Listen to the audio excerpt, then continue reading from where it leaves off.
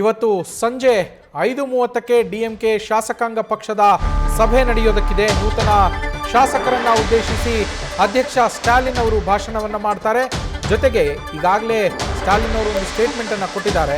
TVK ಸರ್ಕಾರ ರಚನೆಗೆ ನಾವು ಅಡ್ಡಿ ಮಾಡೋದಿಲ್ಲ ಅಂತ ಹೇಳಿ ಸ್ಟಾಲಿನ್ ಹೇಳಿರುವಂಥದ್ದು. ಟಿವಿಕೆ ತನ್ನ ಭರವಸೆಗಳನ್ನು ಈಡೇರಿಸೋದಕ್ಕೆ ನಾವು 6 ತಿಂಗಳ ಕಾಲ ಕಾಯ್ತೀವಿ.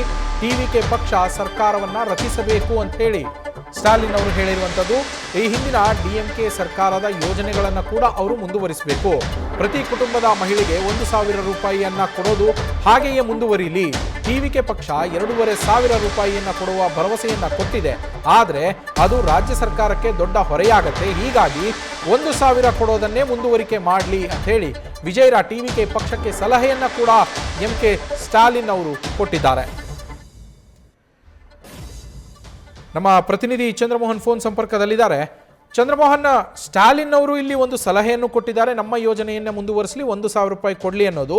ಇಲ್ಲಿ ವಿಜಯ್ ಅವರಿಗೆ ನಿರಾಳತೆ ಏನು ಅನ್ನೋದಾದ್ರೆ, ಸ್ಟಾಲಿನ್ ಅವರು ನಾವು ಈಗ ಸರ್ಕಾರ ರಚನೆಗೆ ಮುಂದಾಗೋದಿಲ್ಲ, ಅಡ್ಡಿಪಡಿಸೋದೂ ಇಲ್ಲ, ನಾವು ವಿಜಯ್ ಅವರೇ ಸರ್ಕಾರವನ್ನು ರಚಿಸಲಿ ಅಂತ ಹೇಳಿರೋದು. ಹೀಗಾಗಿ ವಿಜಯ್ ಅವರು ಒಂದು ಸ್ವಲ್ಪ ನೆಮ್ಮದಿಯಾಗಿ ಇರಬಹುದು ಅಂತ ಇದ್ರ ಬಗ್ಗೆ. ನವೀನ್, ಈಗ ಡಿಎಂಕೆ ಪಕ್ಷದಿಂದ ಸರ್ಕಾರ ರಚನೆಗೆ ತೊಂದರೆ ಇಲ್ಲ, ಅಡ್ಡಿ ಮಾಡಲ್ಲ ಅನ್ನೋ ಒಂದು ಮಾತನ್ನ ಸ್ಟಾಲಿನ್ ಹೇಳಿದ್ದಾರೆ. ಆದ್ರೆ ಈಗ ಬಹುಮತದ ಸಂಖ್ಯಾಬಲವನ್ನ ಕ್ರೋಢೀಕರಣ ಮಾಡ್ಕೊಳ್ಳುವಂತದ್ದೇ ವಿಜಯ್ಗೆ ಈಗ ದೊಡ್ಡ ಸವಾಲಾಗಿದೆ. ಯಾಕೆಂತಂದ್ರೆ ಈಗ ಇನ್ನೂ ಅಗತ್ಯ ಇರತಕ್ಕಂಥ 6 ಮಂದಿ ಶಾಸಕರ ಬೆಂಬಲವನ್ನ ಕ್ರೋಢೀಕರಣ ಮಾಡ್ಕೊಳ್ಳಿಕ್ಕೆ ವಿಜಯ್ಗೆ ಸಾಧ್ಯವಾಗ್ತಾ ಇಲ್ಲ. ಈಗ ಸಣ್ಣ ಪುಟ್ಟ ಪಕ್ಷಗಳ ಬೆಂಬಲವನ್ನ ಕೇಳಿದ್ರು ಕೂಡ ಆ ಪಕ್ಷಗಳು ಬೆಂಬಲವನ್ನ ಕೊಡಬೇಕಾ ಬೇಡವಾ ಅನ್ನೋದ್ರ ಬಗ್ಗೆ ಅಂತಿಮ ತೀರ್ಮಾನವನ್ನು ಕೂಡ ತೆಗೆದುಕೊಳ್ತಾ ಇಲ್ಲ.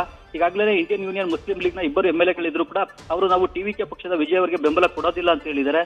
ಮತ್ತು ಇನ್ನ ವಿಸಿಕೆ ಮತ್ತು ಎಡಪಕ್ಷಗಳು ಕೂಡ ಯಾವುದೇ ತೀರ್ಮಾನವನ್ನ ತೆಗೆದುಕೊಂಡಿಲ್ಲ. ಈ ವಿಸಿಕೆ ಮತ್ತು ಎಡಪಕ್ಷಗಳು ಈಗಲೂ ಕೂಡ ಇಂಡಿಯಾ ಮೈತ್ರಿಕೂಟದಲ್ಲಿವೆ ಮತ್ತು ಡಿಎಂಕೆ ಮಿತ್ರ ಪಕ್ಷಗಳಾಗಿವೆ. ಹೀಗಾಗಿ ಡಿಎಂಕೆಯ ಪಕ್ಷವನ್ನ ಬಿಟ್ಟು ಡಿಎಂಕೆ ಪಕ್ಷದ ಮೈತ್ರಿಯನ್ನ ಕಡಿದುಕೊಂಡು ಟಿವಿಕೆ ಪಕ್ಷದ ಜೊತೆಗೆ ಬರ್ಲಿಕ್ಕೆ ಈ ಪಕ್ಷಗಳು ಈಗ ಸಿದ್ಧವಾಗ್ತವಾ ಇಲ್ವಾ ಅನ್ನೋದು ಕೂಡ ಇನ್ನೂ ಸ್ಪಷ್ಟ ಆಗಿಲ್ಲ.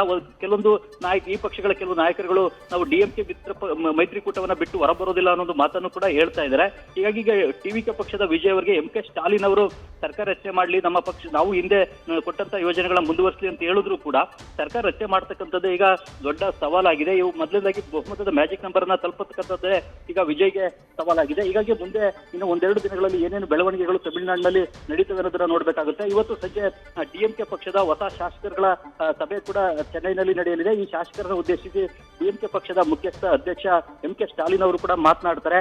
ಈಗ ತಾವು ವಿರೋಧ ಪಕ್ಷದಲ್ಲೇ ಕುಳಿತುಕೊಳ್ಬೇಕಾ ಹೇಗೆ, ಅಥವಾ ಏನಾದ್ರೂ ಕೂಡ ಎಡಿಎಂಕೆ ಮತ್ತು ಡಿಎಂಕೆ ಪಕ್ಷಗಳು ಸೇರ್ಕೊಂಡೇ ಹೊಸ ಸರ್ಕಾರ ರಚನೆ ಮಾಡಬೇಕಾ ಬೇಡವಾ ಅನ್ನೋದ್ರ ಬಗ್ಗೆ ತಮ್ಮ ನಿಲುವನ್ನು ಕೂಡ ತಮ್ಮ ಪಕ್ಷದ ಶಾಸಕರೊಂದಿಗೆ ಹಂಚಿಕೊಳ್ಳುವಂತಹ ನಿರೀಕ್ಷೆ ಇದೆ.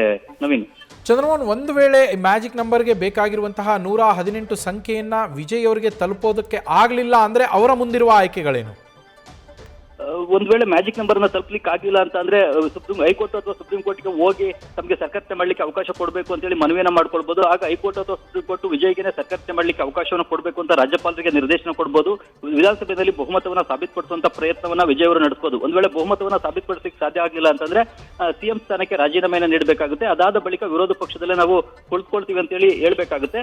ಆಗ 2ನೇ ಅತಿ ದೊಡ್ಡ ಪಕ್ಷವಾಗಿರ್ತಕ್ಕಂತಹ ಡಿಎಂಕೆ ಪಕ್ಷಕ್ಕೆ ರಾಜ್ಯಪಾಲರು ಸರ್ಕಾರ ರಚನೆಗೆ ಆಹ್ವಾನವನ್ನ ಕೊಡಬಹುದು, ಅಥವಾ ಡಿಎಂಕೆ ಕೂಡ ಅಗತ್ಯ ಸಂಖ್ಯಾಬಲ ಇಲ್ಲ ಅನ್ನೋ ಕಾರಣವನ್ನ ಕೊಟ್ಟು ರಾಜ್ಯದಲ್ಲಿ ರಾಷ್ಟ್ರಪತಿ ಆಳ್ವಿಕೆ ಏರ್ಲಿಕ್ಕೂ ಕೂಡ ಶಿಫಾರಸನ್ನ ಮಾಡಬಹುದು. ಹಾಗಾಗಿ ಮುಂದಿನ 6 ತಿಂಗಳವರೆಗೆ ರಾಷ್ಟ್ರಪತಿ ಆಳ್ವಿಕೆ ಜಾರಿ ಆಗ್ಬೋದು.